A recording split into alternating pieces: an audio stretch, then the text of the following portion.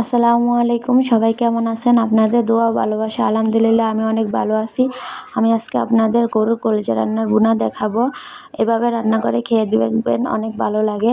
প্রথমে আমি কড়াইয়ের মধ্যে কলিজাগুলো সিদ্ধ করে নেব। কলিজাগুলো সিদ্ধ হয়ে আসলে একটা ছাঁকনির সাহায্যে সেঁকে নেব এবং পানি দিয়ে ভালো করে পরিষ্কার করে ধুয়ে নেব এবং কলিজার মধ্যে যে পর্দাটা থাকে সেটা আমি ফেলে ছোট ছোট টুকরা করে নেব। চুলায় একটা প্যান বসায় তেল দিয়ে দেব।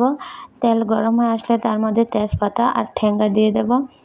একটু গরম হয়ে আসলে তার মধ্যে পেঁয়াজ দিয়ে দেব এবং নেড়েচেড়ে পেঁয়াজটা ভালো করে লাল করে ভেজে নেব। পেঁয়াজটা লাল হয়ে আসলে তার মধ্যে 2 টেবিল চামচ আদা রসুন বাটা, 1 চামচ জিরা আর এলাচ বাটা দিয়ে দেব। তারপর আমি 1 চামচ লবণ, 2 চামচ মরিচের গুঁড়া, 1 চামচ ধনিয়ার গুঁড়া এবং 1.5 চামচ হলুদ দিয়ে ভালো করে মশলাটা কষিয়ে নেব।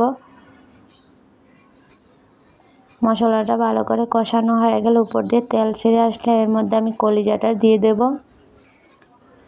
এবং কলিজাটা নেড়েচেড়ে ঢাকনা দিয়ে ঢেকে দেব যাতে কলিজাটা একটু সিদ্ধ হয়ে আসে। এবং কলিজাটা সিদ্ধ হয়ে আসলে তার মধ্যে আলু কুচি দিয়ে দেব। আবারও সব কিছু একসাথে মিশিয়ে ঢাকনা দিয়ে ঢেকে দেব। ঢাকনাটা উঠিয়ে মাঝে নাড়াচাড়া করে দেখে নেব যে আলুটা সিদ্ধ হয়ে গেছে কিনা। আমার আলুটা একটু হালকা সিদ্ধ হয়ে আসছে, তার মধ্যে আমি পানি দিয়ে দেব। পরিমাণ মতন পানি দিয়ে দেব যাতে কলিজার আলু আমার পুরোটা সিদ্ধ হয়ে যায় এবং ঢাকনা দিয়ে ঢেকে নেব। তারপর ঢাকনাটা উঠিয়ে আমি দেখে নেব যে আমার আলুটা সিদ্ধ হয়ে গেছে কিনা। আলুটা সিদ্ধ হয়ে গেলে উপর দিয়ে ভাজা জিরার গুঁড়া দিয়ে নামিয়ে নেব।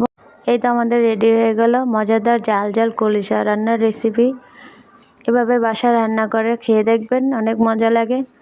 আমাদের রান্নাটা ভালো লাগলে লাইক করবেন, শেয়ার করবেন, সাবস্ক্রাইব করবেন। আসসালামু আলাইকুম।